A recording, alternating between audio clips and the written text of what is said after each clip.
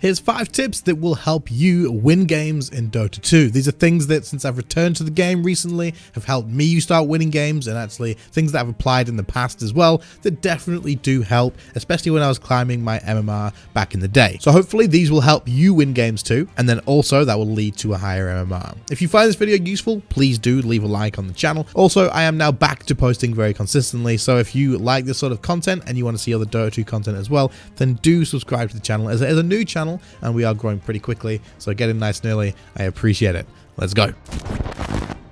So in no particular order, the first one that I'm going to mention is if you're in a game and you're against people that have invisibility abilities, you want to be carrying dust or sentries with you. Yes, even if you're a position 1, even if you are the mid or the offlane hero, a core hero, not a support, you still want to be carrying dust or sentries. Now, so many people are in these core positions and they will not buy dust, they will not buy sentries, but these items are super cheap, and if they are going to get you a kill, if they're going to secure you a team fight win and a stomp, not just a win where the invisibility hero gets away, then they are absolutely worth it. All too often I am playing in a game and someone from across the map will be shouting at my support saying, oh, for God's sake, as if nobody has any dust, or as if nobody has any like sentries or anything to kill this bounty hunter or this Ricky. Well, maybe that person should have bought some dust or a sentry ward themselves, and that way you would have got that kill, and that kill would have been worth way more than 1 dust or a sentry ward. So keep this in mind, guys. Even as a core, you can still buy dust, you can still buy sentries, and you can still make sure to secure those kills that other people may not have. Do not rely on your teammates. If you're wanting to climb MMR, you do not want to rely on your teammates as much as you possibly can. Yes, you still need to rely on them, but you need to be doing as much as you can personally to actually push your rank up. So if nobody's carrying dust, then that's on you if you have an inventory space. If you don't have any space, then okay. But if you do have an inventory space and that doesn't carry dust when it is useful, then you absolutely should be bringing that with you. This one kind of goes hand in hand with the last one, but it's even better and even easier to kind of get away with this, and it's not really much effort on yourself.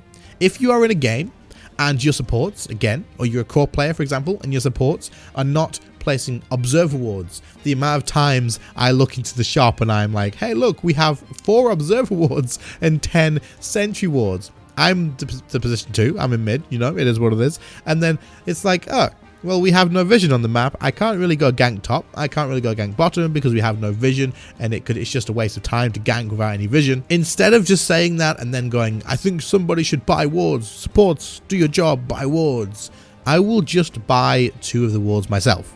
And I will place them. I'll have 1 in mid. Happy days. I like to have 1 in mid.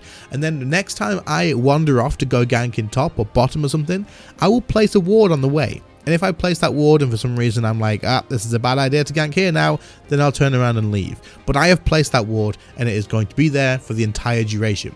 You can still buy your wards if you are not playing as a support. Wards, observer wards, are free to buy now. They do cost you nothing at all to place observer wards. So if your team isn't doing it, don't just complain to them for ages, because they're still not going to do it. Let's be honest. Like if you complain and you've said, hey, look, you're not placing wards, they need to be placed, and then they're still not doing it, buy them yourself, place them yourself. Screw those guys. You need vision to be able to play your game as well. If you are a position 1, you need vision to stay safe so you can get your farm. If you're a position 2, you need the vision to be able to gank the right lane and pick off any enemy heroes that you can. If you're a position 3, then you also need the vision for the same sort of reason, so you can apply pressure in the right place, you can get the right ganks. If you're mid laner, you can add all of these sort of things. Without that vision, your game gets way harder. So if your supports aren't placing wards, or if they're placing wards in stupid places and getting dewarded, then take over. They're free, take over, and whenever you're in a good time or a good position to place them, then place them yourself. It's better than not having any vision whatsoever. This next one, I'm sure many of you are already doing because you're here on YouTube, so there's a good chance you're already doing this to improve a little bit. But either way, watch pro Dota 2 games. Now, I don't necessarily just mean the professional scene of Dota 2, as those are very different from pub games anyway, especially if you're on like a lower level MMR, mid-level MMR sort of thing. These high level games are very, very different. But also, you can just watch regular pro players playing in regular pub games. Yes, they are going to be at higher rank than you, and it's going to be different sort of playstyle than your ranks. But if you are learning from somebody by watching them and how they play and how they respond to stuff, where they place wards as a support, how they level up their abilities, how they use their hero, and all these different things, you're going to be picking up stuff from watching this player actually play the game. Whether you're just watching full playthroughs of pros like that are streaming on Twitch or something, or whether you're actually watching the pro scene games, you're going to see things from there and you're going to learn things from there if you look at it as a learning opportunity. Don't just watch it so you can be like, ah, look, this team absolutely destroyed this person, or this was hilarious. Also look at it in the same sense of, hey, that was kind of clever how they did this, and I understand why they made this rotation, or look, this is how they use smoke, and this is what this is used for. This is the best way to do it. These things are going to help you improve your gameplay a lot. If you understand why pros are doing stuff, then you can apply that to your game as well. And trust me, if you're applying pro strats to your lower MMR games, you are going to pull off some big stomps. It's going to happen. Not always, but it will happen, and it will definitely improve where you're at. I watch a lot of pro Dota. I watch a lot of high level players playing Dota as well. And I learn stuff all the time. A lot of the knowledge that I've put into those videos in the past about 5 things you should already know, a lot of it comes from those videos too. It is really important if you want to improve, and this is something I would definitely suggest you do. Number 4 is going to be, it's kind of one that people don't really like to stick to a lot, but at the same time, some people really do.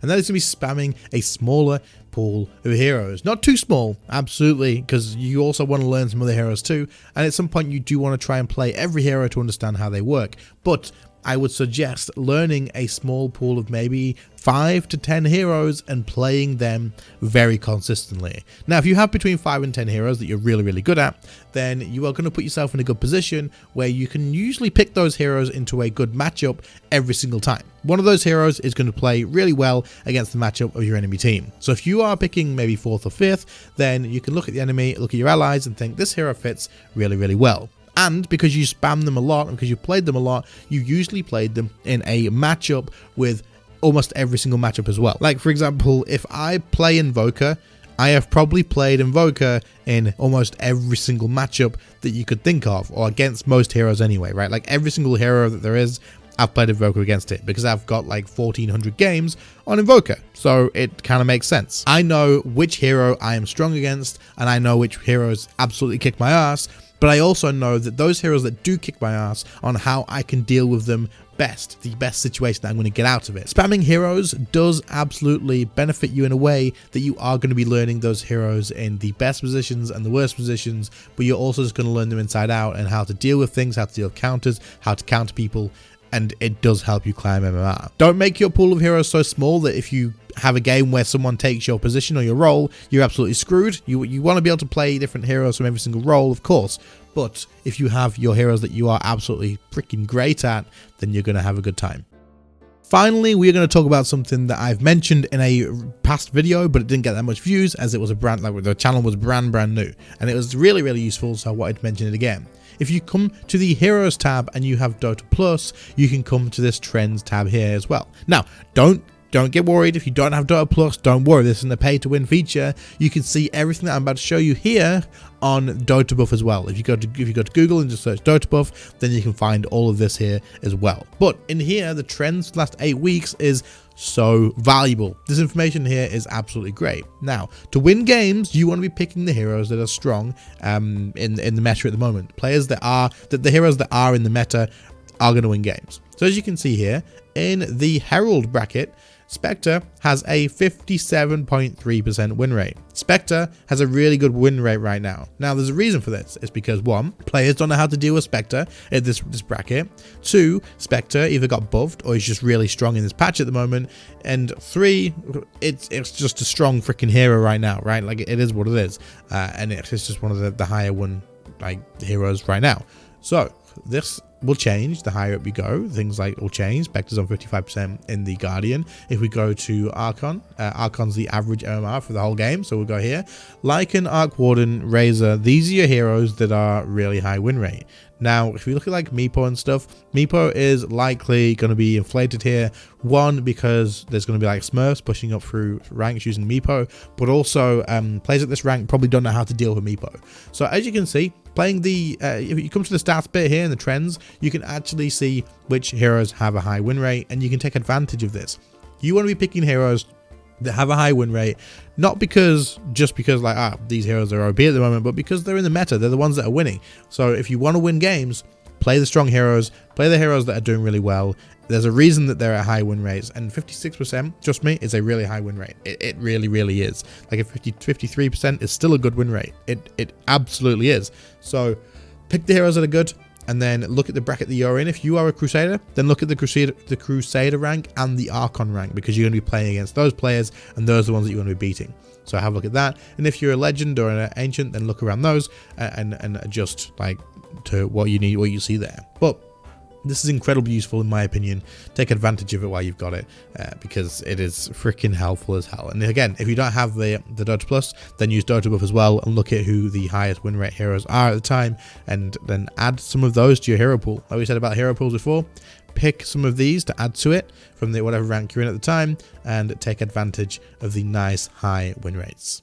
Anyway, that brings us to the end of this video. Hopefully there is some stuff in here that will help you out. If it does, then please do leave a like on the video. Also, if you enjoyed this content, then also consider subscribing to the channel. Like I said, consistent uploads coming and getting back to them as well. I was posting very, very regular before we had the Christmas break and stuff, and now we're getting back to it. Also, I'm going to be streaming quite a lot, so if you're interested in those, make sure notifications are on, because I will be streaming here on YouTube, so keep an eye out for them. Otherwise, guys, I really, really do appreciate you all watching. Thank you all so much, and I will catch you all in the next one. See you later, guys. Bye.